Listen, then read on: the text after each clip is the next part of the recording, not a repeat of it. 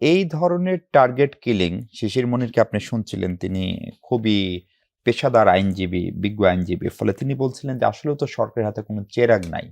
কিন্তু আপনি ১৫ মাসে স্বরাষ্ট্র মন্ত্রণালয়, পুলিশের পারফরম্যান্স নিয়ে তীব্রভাবে হতাশ, সেটা আমরা দেখলাম। ফলে ভোটকে সামনে রেখে যদি এই ধরনের টার্গেট কিলিং এর চেষ্টা হয় এবং সেটার যদি একটা তালিকা হয় এবং যেটা মির্জা আব্বাসের মতো সাবেক মেয়র, সাবেক মন্ত্রী, বিএনপির স্ট্যান্ডিং কমিটির সদস্য তিনি বলেন, তখন সেটা কেবল প্রার্থী হিসেবে একজন শিশির মনির বা তাজরুবা নয়, সাধারণ ভোটারদের মধ্যেও একটা আতঙ্ক তৈরি করতে পারে কিনা?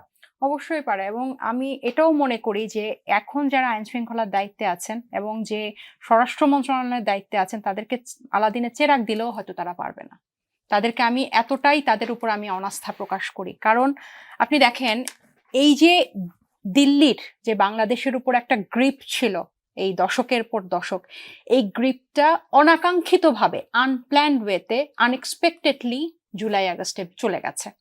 এবং এটা অনেক হয়তো তাদেরকে পতিত ফ্যাসিস্টে অনেক হয়তো তাদেরকে গোয়েন্দা তথ্য ছিল, তারা ওভার কনফিডেন্সের কারণে হয়তো এগুলো অদেখা করেছে বা মাথায় নেয় নাই, কিন্তু একটা অনাকাঙ্ক্ষিত ভাবে কিন্তু এটা হয়েছে, তাদের জন্য অনাকাঙ্ক্ষিত।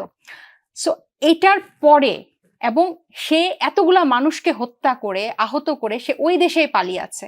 এটা বোঝার জন্য খুব বেশি জ্ঞানী হতে হয় যে যে দেশ গণহত্যাকারীকে আশ্রয় দিয়ে রেখেছে সেই দেশ থেকে, এবং এই প্রজন্ম একদম প্রকাশ্যে কোনো ধরনের যদি কিন্তু ছাড়া, রাগঢাক ছাড়া কিন্তু দিল্লির বিরুদ্ধে সোচ্চার কথা বলছে, তাদের আধিপত্যর বিরুদ্ধে সোচ্চার।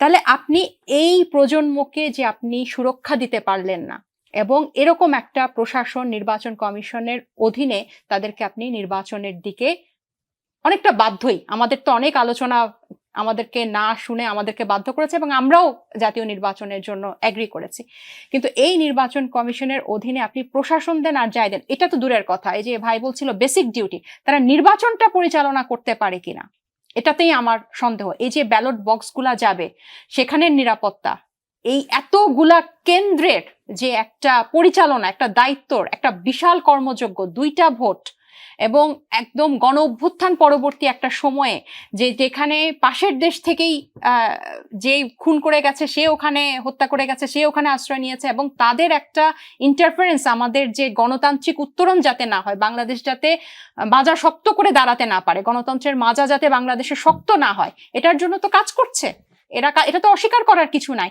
এবং একটা সুষ্ঠু নির্বাচন হতে না দেওয়া, এই যে ইনক্লুসিভনেস, এটা কি আপনি শুধু ভারতের, আমাদের মধ্যেও কি আমরা দেখছি না?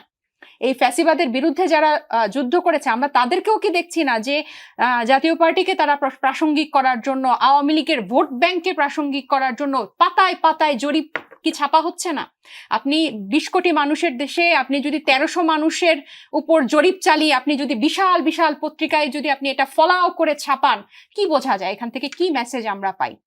কোথায় আপনার এই যারা 1400 মানুষের, এই যে আপনারা বলেন জুলাই হারিয়ে গেছে, কিভাবে আমরা কতটা আপ্রাণ চেষ্টা করলে জুলাইকে ধরে রাখবো? আপনারা যদি আমাদেরকে সাহায্য না করেন, আপনাদের প্রথম পত্রিকার পাতায় পাতায় যদি বিশাল করে করে আপনারা 1300 মানুষের জরিপ যদি আপনারা এত বড় মাইক্রোস্কোপ করে দেখান, তাহলে আমরা কিভাবে জুলাইকে ধরে রাখবো? 1300 মানুষের জরিপ আপনাদের কাছে এত ইম্পর্টেন্ট, 1400 মানুষের প্রাণ আপনারা 15 মাসে ভুলে গেছেন। তাহলে এটার উপর অন টপ অফ দিস আমাদের এই প্রশাসন এবং এই সরকার এবং এই নির্বাচন কমিশন। আরেকটা প্রশ্ন, বিগত 15 বছর বা 17 বছরের নির্বাচন কমিশনের সাথে আপনারা তো অনেক বেশি অভিজ্ঞ, এই নির্বাচন কমিশনের কি পার্থক্য আপনারা দেখতে পান? কোনো পার্থক্য নাই। এবং আমি তো মনে করি যে তারা যে ধরনের নির্বাচন কমিশনাররা যে ধরনের ভয়ে থাকে যে বড় রাজনৈতিক দল এদিকে প্রেসার দিবে, ওই রাজনৈতিক দল এদিকে প্রেসার দিবে, তাকে খুশি রাখার জন্য এটা করতে হবে, তাকে খুশি, তাদের যে নার্ভাসনেস, এটা একদম প্রকাশ্যে। এরকম একটা, তারা যদি আপনাদেরকে দেখেও তার নার্ভাস হয়েছিল, আমাদেরকে দেখে নার্ভাস, যদি শুনেন আপনি এই প্রসঙ্গটা আসলে এরকম প্রতীক ইস্যুতে না, কিন্তু তাহলে কেন প্রতীকটা দিল নার্ভাস হয়ে? এটা তাহলে প্রথম সাপ্লাই দিল না কেন? সাপলা কলি কেন? কি নার্ভাস, কি নার্ভাস, কি করতে পারে? তাহলে তো হাদি বেঁচে থাকতো। আমাদের যদি এতই শক্তি থাকতো, হাদির বুকে গুলি লাগতো না। আজকে এই স্বরাষ্ট্র মন্ত্রণালয়ের এই ব্যর্থতার 10 ভাগের 1 ভাগও যদি আমাদের এই ছাত্র নেতাদের, সাবেক উপদেষ্টাদের ভাগে পড়তো, আপনি বোঝেন আমাদেরকে কোন জায়গায় এই বাংলাদেশের মানুষ, মিডিয়া, গণমাধ্যম নিত। আপনি যদি আমাদের নার্ভাসনেস, আমাদেরকে দেখে তাদের নার্ভাসনেস হতো, তাহলে আমরা হাদিকে রাখতে পারতাম।